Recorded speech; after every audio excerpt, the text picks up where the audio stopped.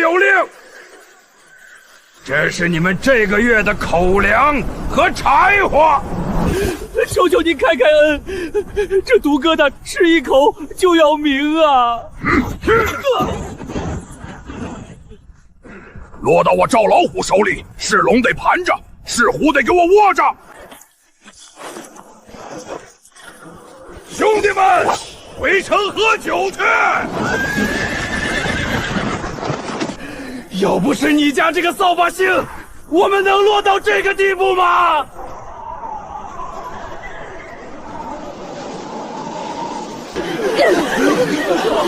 苏安，你还有脸笑？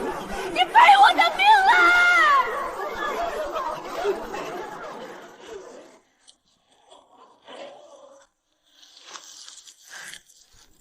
极品露天浅层无烟煤，杀伤量简直爆炸！野生高淀粉马铃薯，绝对是极其罕见的抗寒变异种。婉儿她被吓傻了。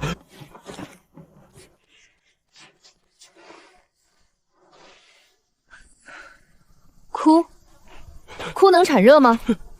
眼泪流出来3秒钟就能把你们的眼皮冻在眼眶上，懂不懂常识？爹，别嚎了，留点体力。这特么是天然的烧烤局啊！烧烤局。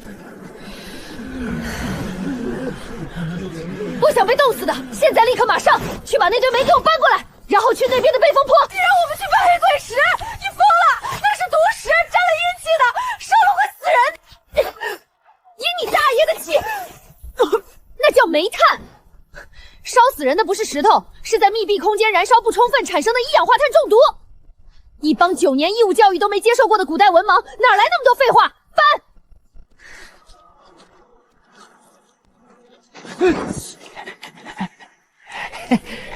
用血和泥巴垒灶台，火一烧不就化了它了吗？简直是异想天开。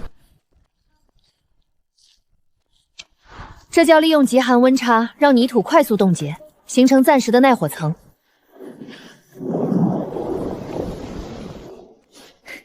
U 型排烟道，搞定。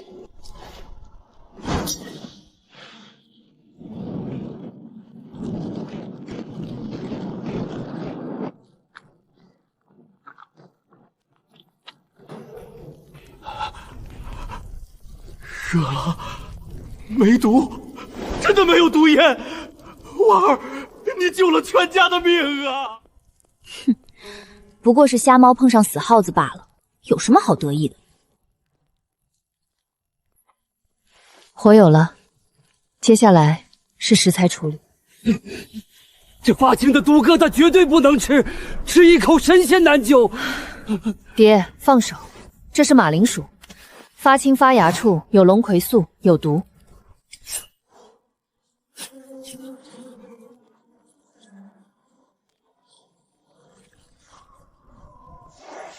苏青青，过来搓洗。凭什么是我？我不洗，这水冻死人了，而且这上面有毒。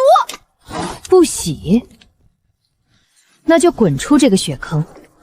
我数3声，1、2。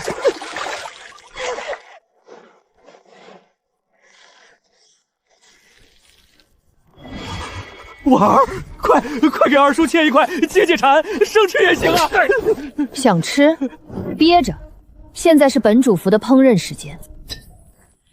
暴殄天物啊！你怎么能把油抹在锅底？应该直接生嚼啊！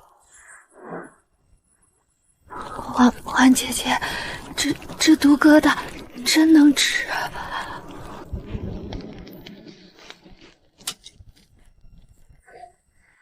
你不是说这土豆吃了会口吐白沫、肠穿肠了吗？外酥里嫩，虽然少了点辣椒面和孜然，但这铁板土豆片在零下30度里简直绝了！爹，吃一片。太好吃了！老夫这辈子在京城吃过那么多山珍海味，竟然都不如这一口毒疙瘩好吃。想吃可以去周围捡干柴，去挖雪水，负责洗碗。我们这里不养闲人。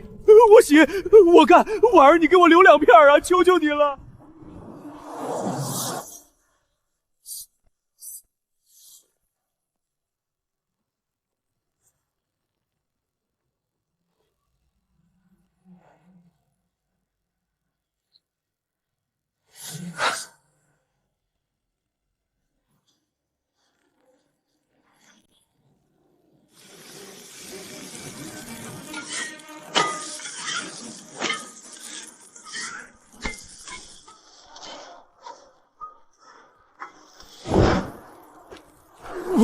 王爷，末将刚才派探子偷偷下去听了一耳朵。说，那醉女说这叫铁板烧。城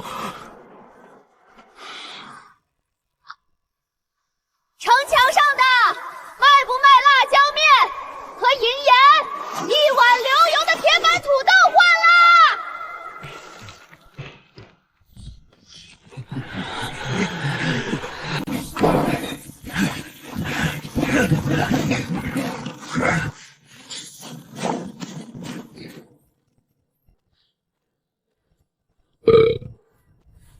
格外儿，昨晚的铁板土豆片真是太顶饱了。哟，赵大人这么早带板车来，是来给我们送早饭的吗？你们怎么没死？这不可能！瞎了你的狗眼！有我侄女在，什么毒物都能变成极品美味。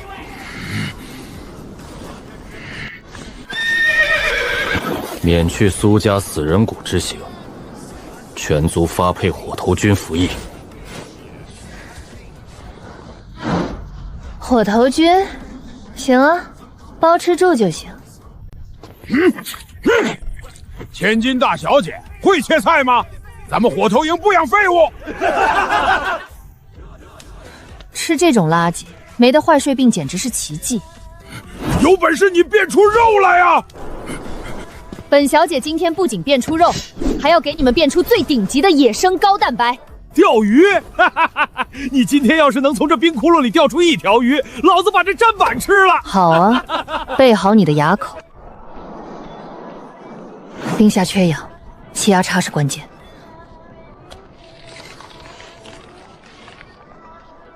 二叔，呈品字形砸，呈45度角向内倾斜。装神弄鬼，我就看你们怎么把鱼骗上来。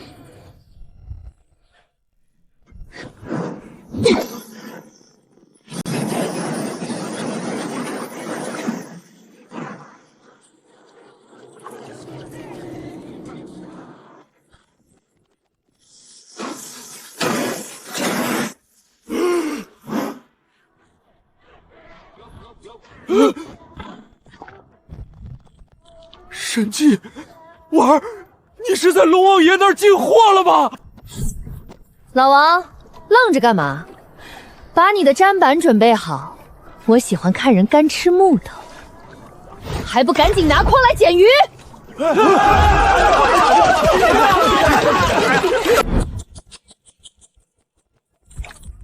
苏姑奶奶，您悠着点切，别伤了您这双神手，我给您捶捶背。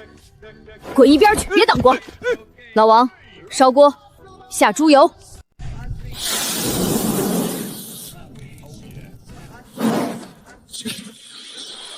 鱼头必须先用高温油脂双面煎黄，这样才能破坏腥味蛋白，促使后续充分乳化。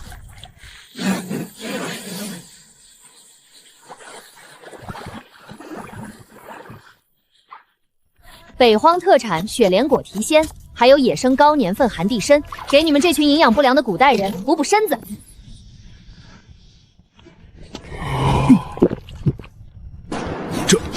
这是什么味道？肉香？不对，比肉香100倍，还有一股暖洋洋的药味儿。白长，好像是从火头营传来的，去看看。老子今天就算是死，也要做个饱死鬼。老王，你他娘的在背着兄弟们吃什么毒食？给老子交出来！鲜，这野生胖头鱼的胶原蛋白简直绝了。那个流口水的百夫长想喝极品野山参胖头鱼汤，拿你们军营里的金铁塔车铁好，或者羊皮铆来换。我换，我他妈全换！姑奶奶，给我来一大碗，多舀点鱼肉。太好喝了！本王倒要看看，谁敢在此作乱！何风，末将在。去查查，他那锅里到底放了什么妖法。顺便，给本王也端一碗过来，本王要亲自验毒。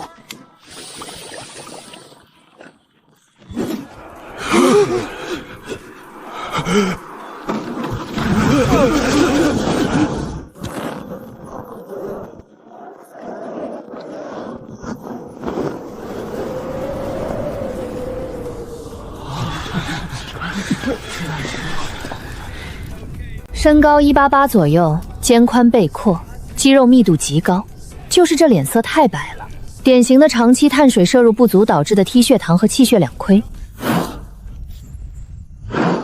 放肆！见到王爷还不跪下！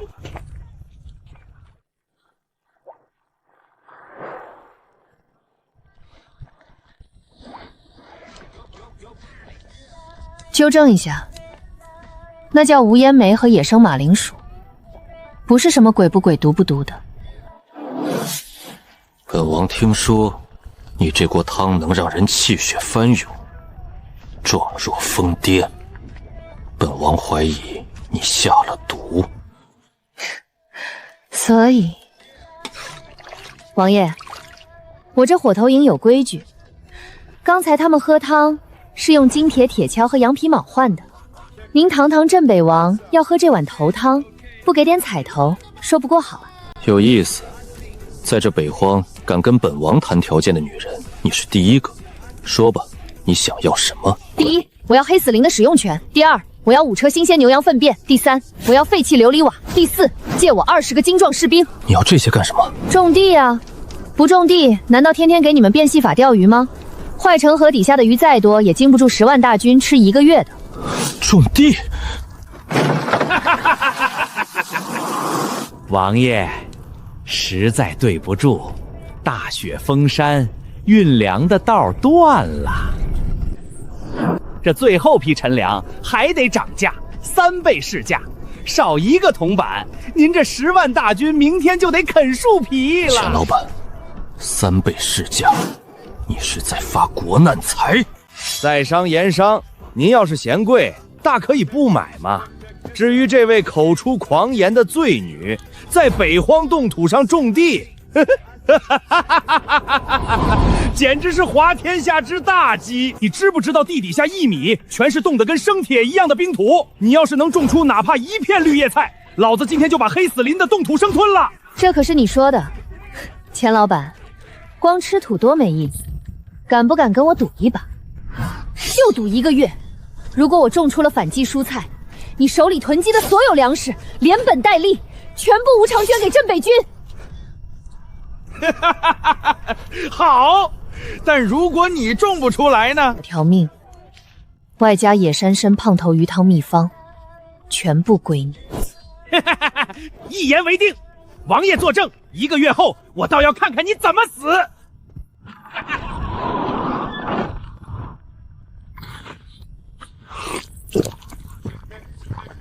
何风，给他批条子，他要的废地大粪破瓦片全给他，再拨50个最精壮的士兵归他调遣。兄弟们，苏小姐说了，挖得越深，中午加餐的鱼片就越厚，给老子用力挖！这地冻得跟石头一样，到底要挖多深啊？继续往下，必须突破2米的洞体层。突破了洞体层，地下的恒温带就能发挥地热保温的作用，这叫利用大地筏肚里的迟滞效应，把王爷批给我们的5称牛羊粪便全部倒进去。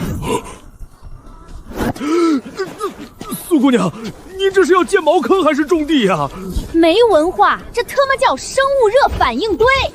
微生物在分解有机物的过程中会释放出惊人的热量，最高能达到60度，这就是纯天然的地暖锅炉。兄弟们，铺大粪踩实了！把这些琉璃瓦以45度倾角朝向正南，给我全部铺在大棚木架上，缝隙用泥巴死死封住。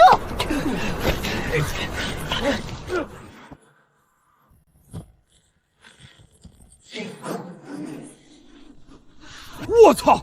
这土棚子里怎么这么热？我感觉像是在泡澡堂子。棚内温度零上25度，湿度70%，发酵床工作状态完美。种下去，记住，间距要宽，长出来的东西会大的吓死你们。王爷，1月之期已到，那苏家罪女要是种不出活的蔬菜，她的命连同那张秘方可就归草民了。钱金宝，你不要欺人太甚！你找死！吵什么吵？大清早的，让不让人睡觉了？哼！王爷，带上你的人，跟我走一趟黑死林吧。见证奇迹的时刻到了。这他娘的明明是个大坟包！你把种子埋在这冻土里，是想让他们在地下成仙吗？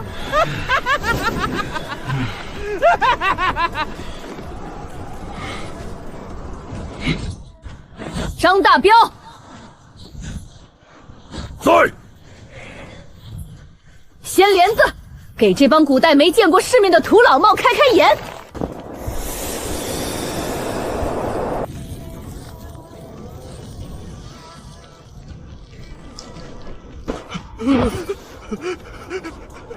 有菜吃了，苏姑娘是神仙下凡了。钱老板，现在张嘴吃土吧，吃吧，这黑死林的土可是极品黑干土，营养丰富的很呢。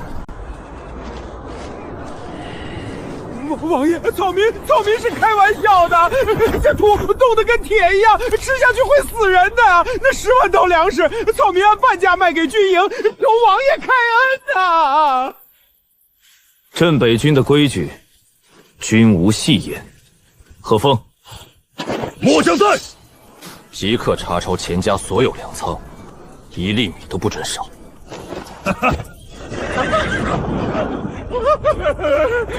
王爷，你不能明抢啊！我背后可是京城户部尚书啊！太吵了，他既然不想自己吃，你们帮帮他。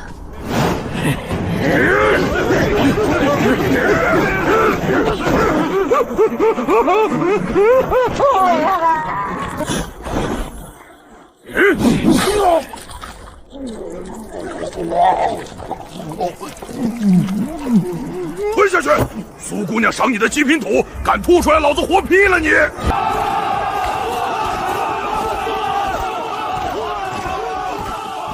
你到底是怎么做到的？1个月前，这里还是一片冻土。基本的热力学加上温室效应罢了。用牛羊粪便发酵产生底火，再用琉璃瓦形成阳光的单向热辐射通道，只要隔离了外界冷空气，这里的土壤温度就能保持在0上20度。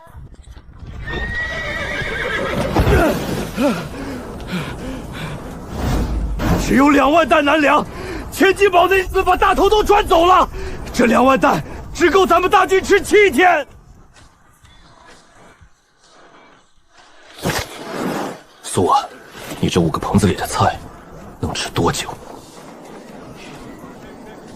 张大彪，拿锄头来，把2号棚的土豆全给我刨出来。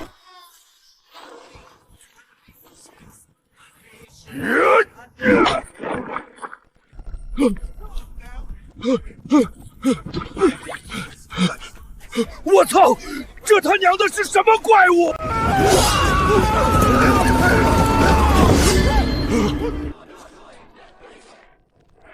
王爷，接好了。大前江南水星最上等的良田，亩产麦子也不过300斤啊！这东西1亩地能产多少？如果扩大规模，亩产6000到8000斤不是问题。贺峰抄回来的粮只够吃7天，而这7天就是我们逆天改命的时间。王爷，10万大军的兵权，敢不敢借我7天？只要能让大军活下去，这10万将士，这7天，全凭你一人调遣。违令者斩！张大彪，去把所有棚子里的土豆全部挖出来，切块拌炒木灰。我要在3天内把种子扩充到极限。贺峰，你带5000骑兵去把方圆50里内所有的部落和牧民的牛粪、羊粪、马粪全部给我拉回来。5座大棚救不了10万人，我要在这黑死林里建整整1000座温室大棚。1000座？你哪来那么多琉璃瓦？哪来那么多热量？王爷，我今天让你见识一下，什么叫集中供暖，什么叫人造天火。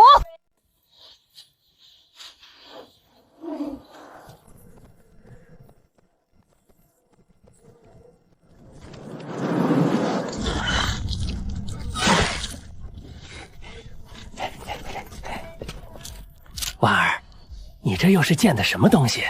这叫超大型招废殖。粪便在无氧环境里会产生泱泱菌，它吃掉粪便会放屁，这个屁就是甲烷。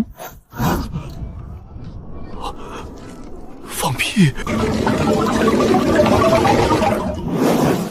气体顺着这管道输送到大棚底下，只要点燃，我们就能获得比煤炭更稳定、更高温的纯净火焰。这不可能！大粪怎么可能点得着火？你简直是胡说八道！没见识就闭嘴，等会儿别吓尿了就行。管道铺设完毕，阀门准备。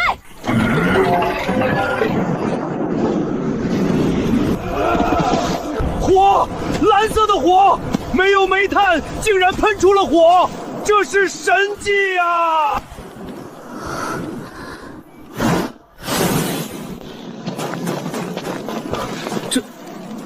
这就是你说的甲烷？没错，王爷，集中供暖搞定，接下来该解决肚子问题了。土豆虽然产量大，但直接煮着吃容易腻，而且不易长期保存。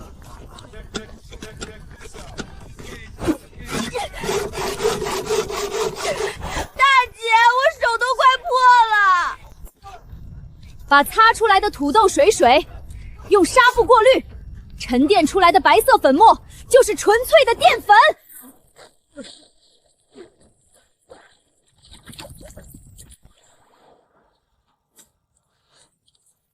加温水糊化，揉成面团，直接漏进滚开出来的沸水锅里。这叫红薯土豆粉条，只要晒干了，放1年都不会坏。老王，起锅，烧猪油。加火，倒油，把腌制的酸菜全倒进去，炒出酸香味儿。最后加沸水，下粉条。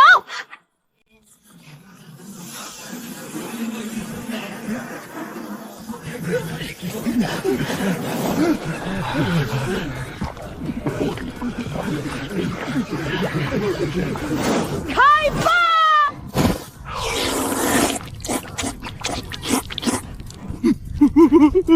太好吃了，好吃的我想死啊！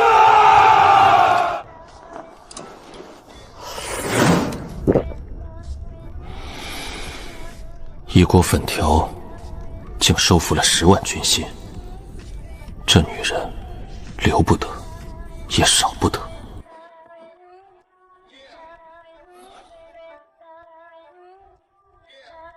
何风，去把她请过来。记住，是请。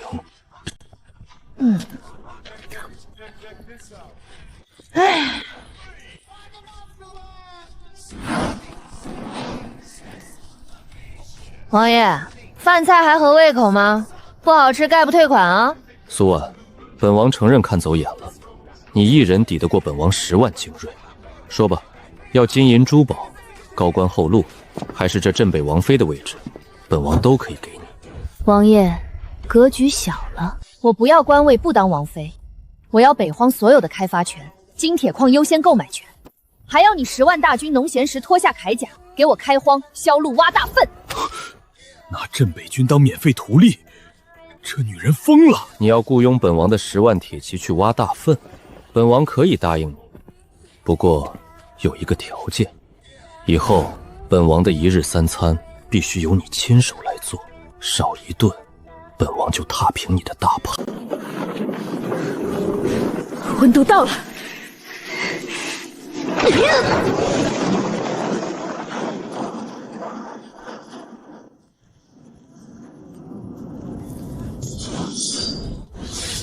王爷，试试。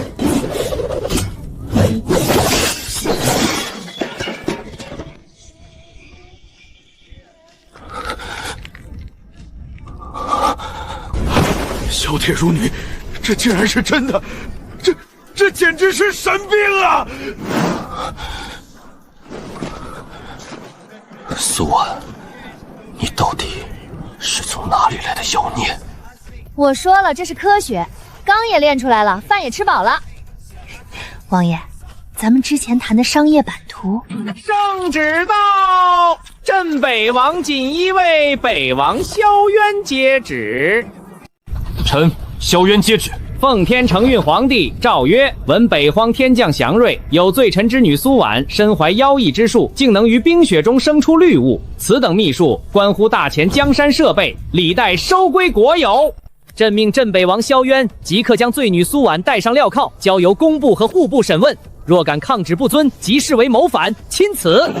完了，这是要逼死我们全家呀！还不快快领旨谢恩！来人呐，把那个叫苏婉的给我拿下！王爷，你要干什么？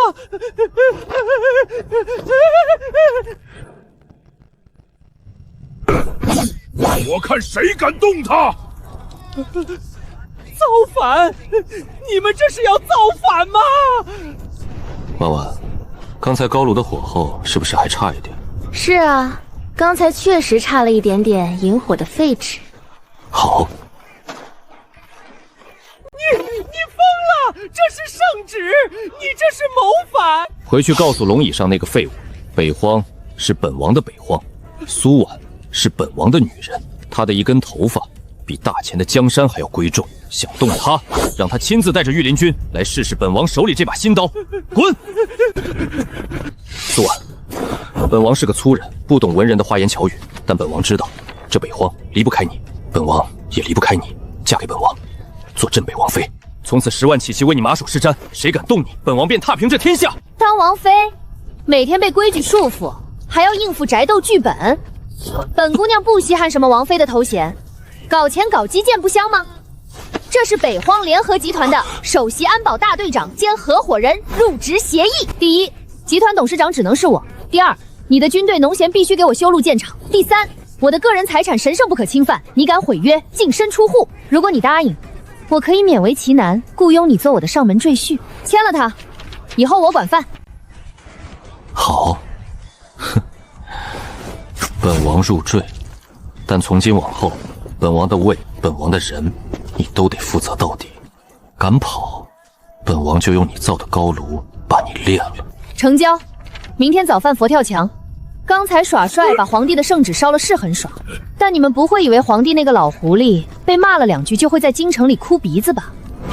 苏董事长，您的意思是朝廷会马上派兵攻打北荒？打仗那是下策，大雪封山，御林军来就是送死。皇帝最阴毒的招数绝对是经济封锁。王爷英明，如果我是皇帝，我第一步就会切断北荒的一切供应，第二步就是等镇北军扼拿不起刀，再派兵来接手。那朝廷大军开春打过来，咱们这几个大棚根本挡不住啊！谁说挡不住的？在老娘的眼里，跟纸糊的没区别。张大彪，带人去黑死林后山，给我挖石块石。贺峰，去把今天高炉炼钢排出来的废矿渣和粘土全给我拉过来。我要给你们造前最坚固的城墙，还要印上10倍的终极防御装甲。它的名字叫水泥。把石灰石和粘土混合，扔进高温窑炉里电烧，烧透之后拿出来和炼钢的废矿渣一起，全部给我碾成最细的粉末。苏婉，你到底在搞什么鬼？你让大军整夜不睡，就是为了弄这一堆扬尘的泥土，能挡得住千军万马？泥土，王爷，把你的汤喝完，等会儿别惊掉下巴。贺峰，让人用木板在营地门口搭个1米厚的模具，把这些泥浆全倒进去，然后等什么？等它水化凝固。这就是你说的终极防御，一堵泥巴墙。苏董事长，这种泥墙我一拳就能打穿。哦，是吗，贺将军？来，展示一下。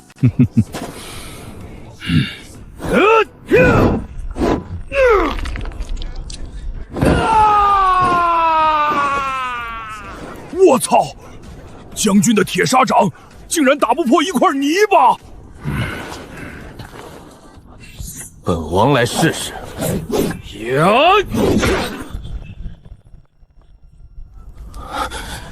这到底是什么石头？怎么比晶铁还要硬？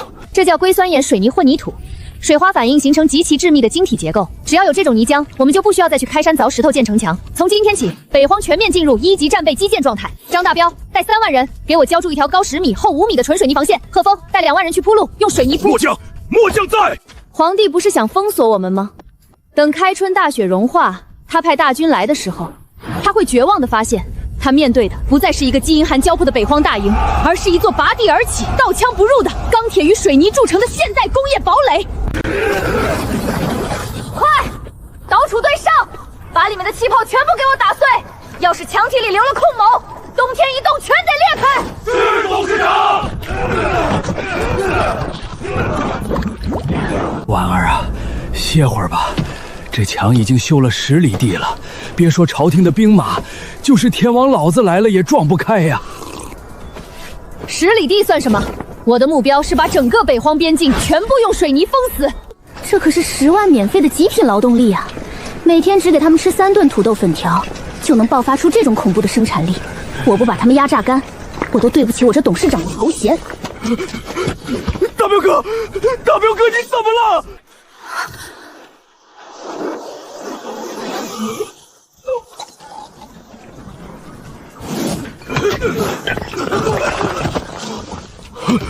怎么回事？中毒了吗？闭嘴，别慌。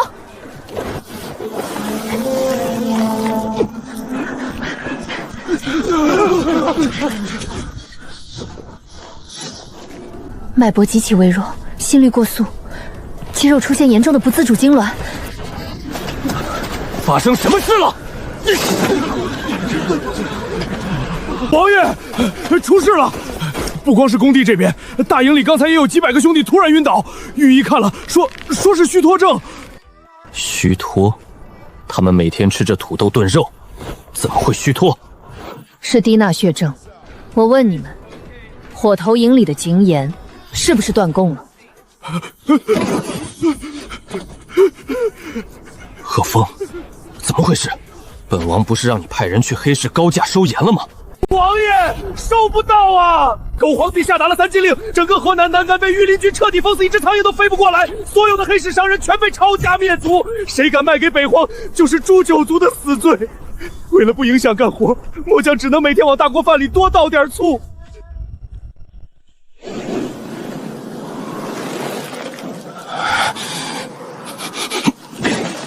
断盐，狗皇帝，好阴毒的手段！没盐吃，我们连刀都拿不稳了。皇帝这是要活生生把我们熬死在这里啊！贺峰，集结3万铁骑，本王今天就算杀穿难关，也要把盐抢回来。王爷，不可啊！大雪封山，骑兵根本冲不过去啊！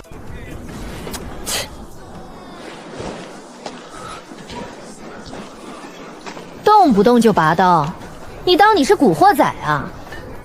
不就是没盐吃吗？至于在这儿要死要活的？苏姑娘，这可不是开玩笑的啊！人3天不吃盐，连路都走不动。咱们10万人去哪儿弄那么多盐啊？去哪儿弄？距离大营不到50里，不是有一座全大前最大的露天盐矿吗？守着金山要饭吃，说的就是你们这群古代文盲。婉儿，你疯了！那个方向只有百鬼湖啊！那里方圆百里寸草不生，湖水剧毒无比，当地人称那里的石头为鬼盐，碰都不能碰。你要让大军去吃毒药？我说你们是文盲，你们还真是一点都不谦虚。湖水发白，寸草不生，是因为那是一个极高浓度的内陆盐碱湖。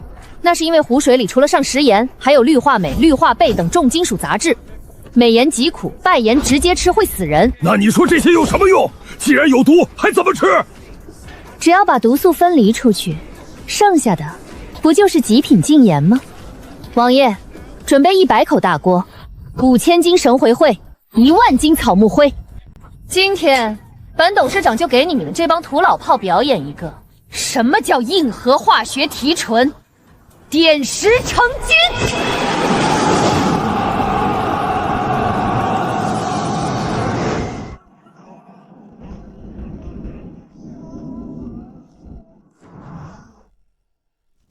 先把那些白色的毒盐晶体敲下来，放进锅里，加湖水煮沸溶解。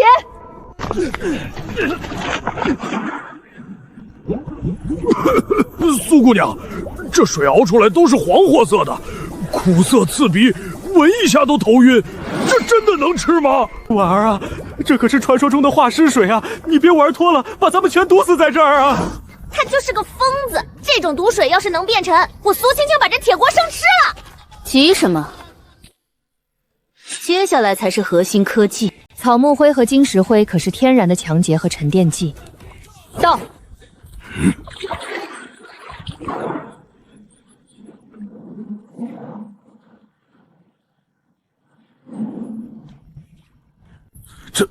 这是怎么回事？水底怎么凭空生出这么多白色的泥巴？酸碱中和反应置换出了导致苦味和剧毒的镁离子和重金属钡离子。把上面轻轻的盐水舀出来，倒进木炭缸里进行2次过滤。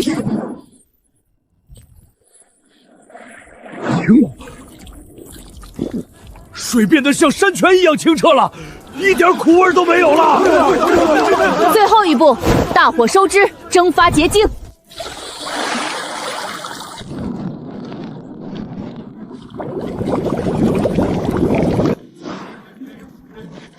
起锅。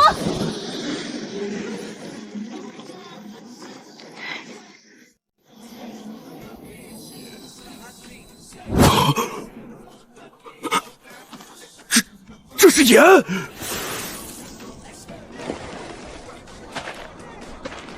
王爷，验个毒。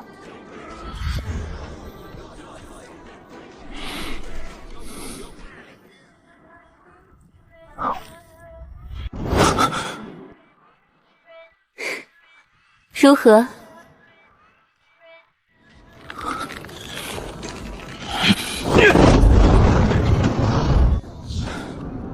绝世好盐，大军广告！有盐了，我们不用受制于人了！董事长万岁！咸的，真的是咸的！老子终于活过来了！完了，连毒壶都能变成金山，这女人到底是人是鬼啊？婉婉，你不仅救了10万大军的命，你还给北荒找到了一条生生不息的财路。格局打开点儿，我的赘婿，这只是一步闲棋。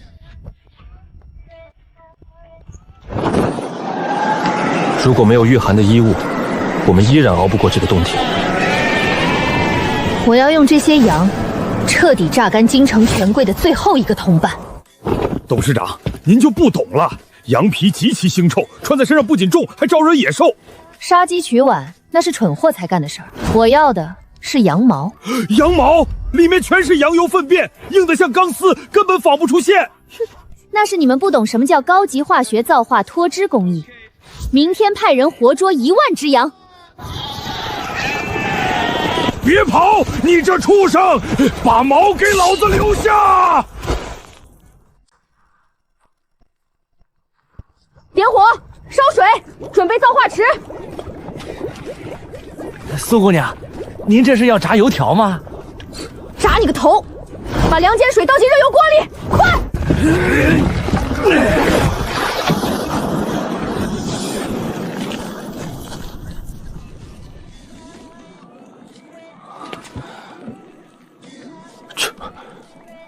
这是什么东西？这叫肥皂。把那些臭羊毛扔进去，疯狂搅拌，然后去护城河漂洗。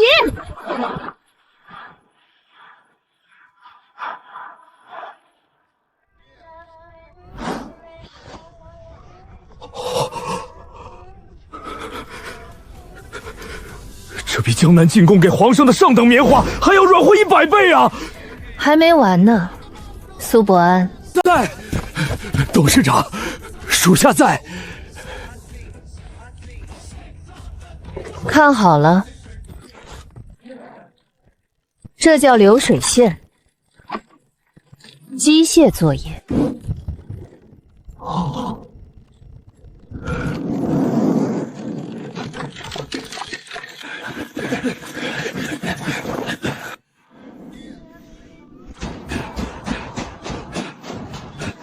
热，太热了！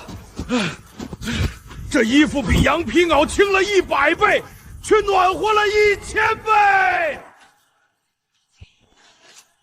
婉婉，你不仅是北荒的神，你也是本王的。打住！把剩下的顶级大衣和银烟全部装车，我的赘婿带上铁骑去南关。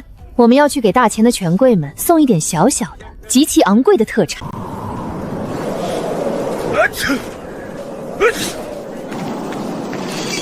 大将军，消消气儿，喝口热水御御寒吧。这他娘的是水还是泥汤子？盐呢？老子让你们往水里撒的盐呢！朝廷为了锁死北荒那帮叛军，下达了3禁令，断绝了北方所有的商路。京城兵部那帮只知道喝花酒的狗大户，把朝廷拨给咱们南关御寒的炭火和皮帽层层克扣，全换成了他们在秦淮河畔的红粉吃气。如今咱们连1两干净的祭盐都分不到，兄弟们只能喝这种从后山舀出来的泥沙苦卤水，苦涩的直犯恶心啊！他娘的，真是一群误国的酒囊饭蛋！天天飞鸽传书，催着老子严防严守，连一只苍蝇都不许放进北荒。再这样下去，老子的兵自己就得先冻死、饿死在城墙上。大将军，慎言，慎言啊！慎言个屁！老子连命都快没了。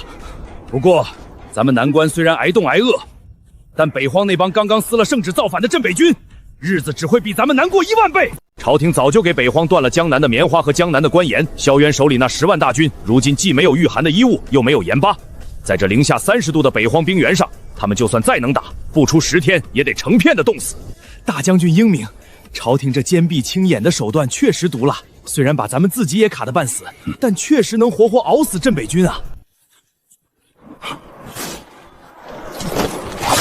请进，敌袭！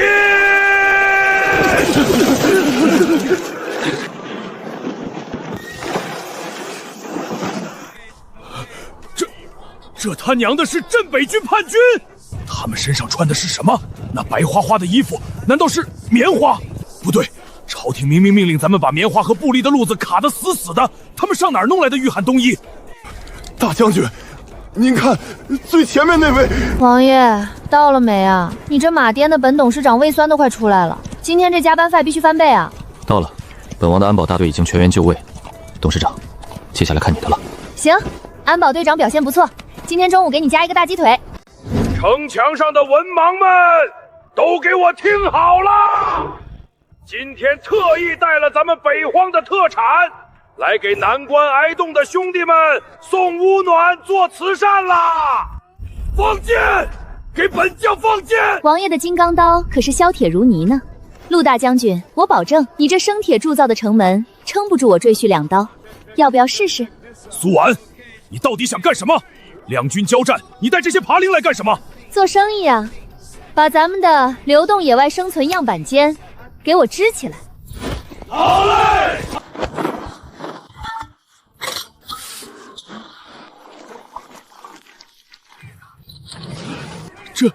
这是什么味道？怎么这么香？王爷，别光顾着喂我，去给门口那几位被冻得像冰雕一样的客人上茶。好。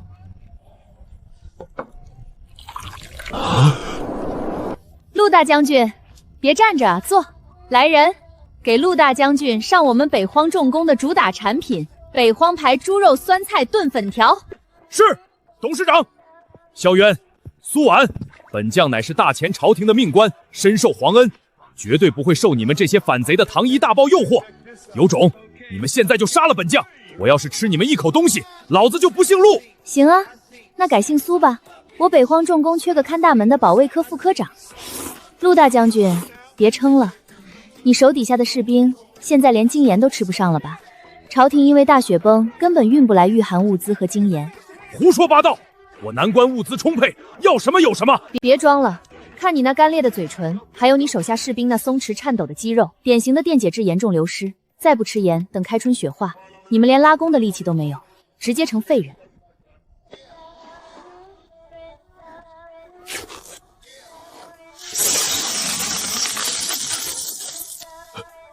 这是什么？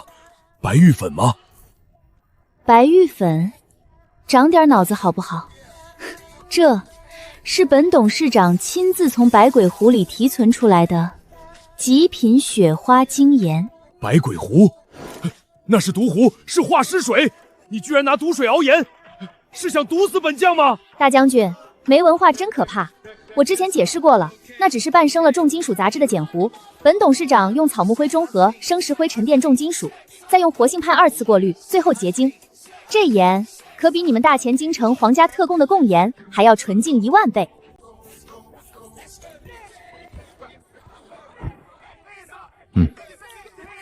很甜，没有一丝苦涩。甜的。不信，陆大将军试试呗。这世上居然真的有这等神盐！大将军，您怎么了？是不是有毒？毒你个头！这盐比皇上赏我的贡盐好10000倍！快给老子装一麻袋！装一麻袋？陆大将军，你白嫖呢？想要这盐？行啊，拿钱来买。多少钱？10两银子1斤。10两？你这是抢劫！大钱最好的青盐也不过50文1斤。那是垃圾，能跟我的雪花盐比吗？而且你现在有的选吗？你如果不买我的盐，你这3万大军连刀都拿不稳。到时候塞外匈奴要是打过来，你丢了南关，皇帝诛不诛你9族？你觉得是你的9族值钱，还是10两银子1斤的盐值钱？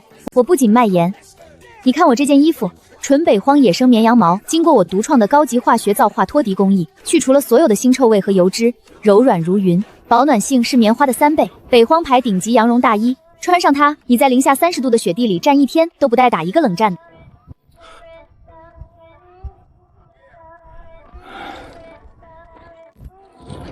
这简直是神仙穿的衣服啊！比本将那身陈铁铠甲轻了50斤，却暖和了100倍。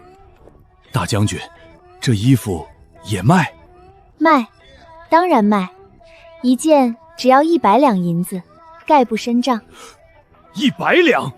贵吗？陆大将军，你可以不买，但我保证，等会儿我把这些东西拉到南关城墙下，去卖给你手底下那些快要冻死的普通士兵。你说，他们是愿意为了朝廷那道虚无缥缈的封锁令，在雪地里被活活冻死，还是愿意拿手里的刀枪、金铁，甚至是关卡里的铜钱来换他们一条命？苏婉，你这是要瓦解我南关的军心啊！错了，大将军，我这不叫瓦解，我这叫北荒重工与农业联合集团南关分公司开业典礼。我知道你南关手里没那么多现银，本董事长也不稀罕你那点破铜钱。我要你关卡里堆积如山的金铁矿石，我要你库房里那些发了霉、你们不会用，但我会用的棉花和硝石。我还要你这3万守军每天轮班给我去黑死林外围开垦荒地、修路、建水泥大棚。如果你答应，以后南关的兄弟们不仅有吃不完的雪花盐，穿不完的羊绒衬衫，还有顿顿管饱的猪肉酸菜炖粉条。如果你不答应，本王的安保大队不介意现在就送大将军去京城见见皇上。陆大将军，想好了吗？这能去污的东西又是什么？这叫肥皂，送你们了，洗澡用的，用来洗去你们身上那股穷酸、无知，而且快要冻死的腐臭味。苏董事长，您看，本大将军这资质，能当个分公司的副总经理不？大将军，大你个头！还不快去把库房里的铁矿石全部给董事长拉过来！敢看董事长一眼，老子扒了你的皮！是。苏姑娘万岁！董事长，本大队长的安保工作，你可还满意？勉勉强强吧。明天给你升职，当北荒集团的保卫科总科长。只当科长，本王更想当董事长的枕边人。打住！不许办公室恋情，赶紧去干活，把陆雄那3万劳动力给我安排好了。开春之前，我要让南关和北荒之间的水泥路全部通车。是，董事长。快，把这车水泥倒进去！董事长说了，今天天黑前把这条10里长的国道铺完，晚上食堂加餐吃红烧肉。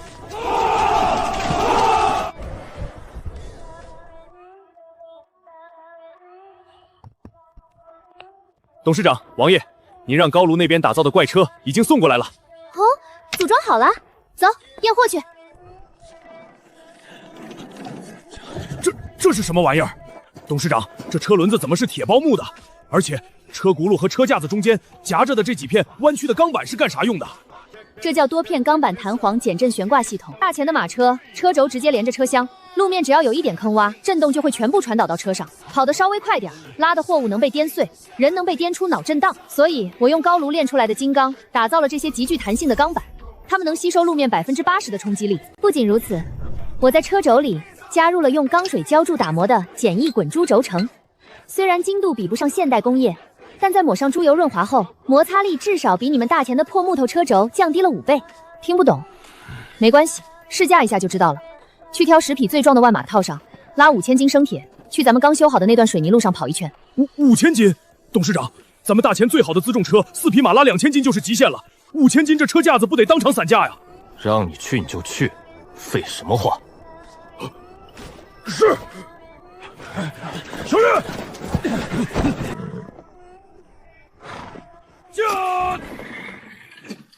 老天爷啊，这速度，这载重量，如果用来运兵和运粮，这天下谁还能挡得住镇北军的铁器？董事长，你这脑子到底是怎么长的？少拍马屁，物流系统解决了。贺峰，末将在。把咱们这半个月生产的5万件极品羊绒大衣，还有5万斤雪花银盐，全部装车，拉到南关的交易市场里去。给我把大前京城那帮狗大户的钱全部吸干。老爷息怒啊！废物！大雪封山全是一群废物！南方的棉商、北洋陈机、囤积居奇，价格已经翻了10倍了呀！府里的炭火也快烧光了，老夫人昨晚都冻得直咳嗽。本官难道不知道贵吗？皇上3令5声，坚壁清简，不准任何商队前往北荒通商，连带着整个北方的商路都断了。可是家里总得穿衣吃饭啊！现在别说棉衣了，连市面上的青盐都快断顿了。老爷大喜啊！什么大喜？诈尸了不成？不是，是前几天您派去南关边境黑市碰碰运气的商队回来了，他们带回来一批极其逆天的神物。哪能有什么神物？他们自己都没冬衣穿。这是什么料子？商队的人说这叫北荒特供极品羊绒衫，老爷您快穿上试试。这简直是神仙穿的衣服啊！那帮商队在哪儿弄来的？这等神物为何京城从未见过？商队说这是镇北军在南关搞出来的北荒重工联合集团卖的。老爷您再看看这个，甜的，没有泥沙味，这才是人吃的盐啊！快说，这盐多少钱一斤？这羊绒大衣多少钱一件？本官要全部包圆。盐100两一斤，衣服1000两一件。什么？他们怎么不去抢？老爷，商队说了，人家根本不愁卖，那边现在已经彻底封了。镇北军修什么一条水泥的神路，马车跑得飞快，现在全天下的黑心富商都像闻着血腥味的鲨鱼一样往南关冲。而且，商队说那个什么苏董事长放话了，北荒物资有限，实行饥饿营销和 VIP 额制，没有他们发放的黑卡，就算您带1万两黄金去，人家连1粒盐都不卖给您。饥饿营销？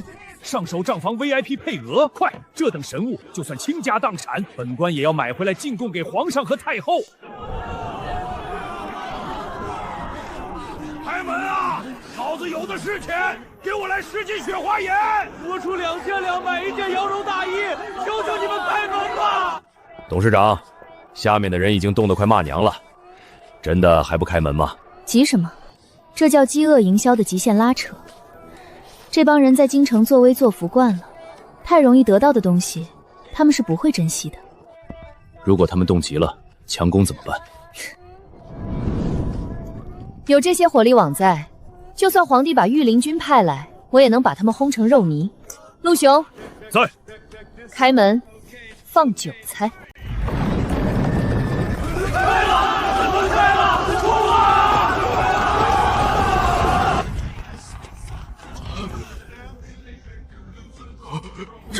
镇北王，别怕，我们是正规企业，合法经营。